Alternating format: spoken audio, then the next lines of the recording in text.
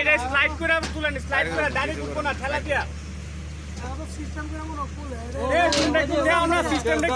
কেমনে করো নষ্ট করলাম কি কও না না না কই কেমনে করে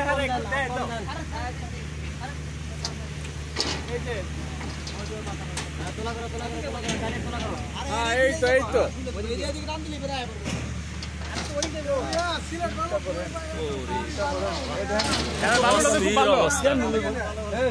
আজিজ ভাই কয় কেজি হবে? চিন্তা করছে এটার মধ্যে 300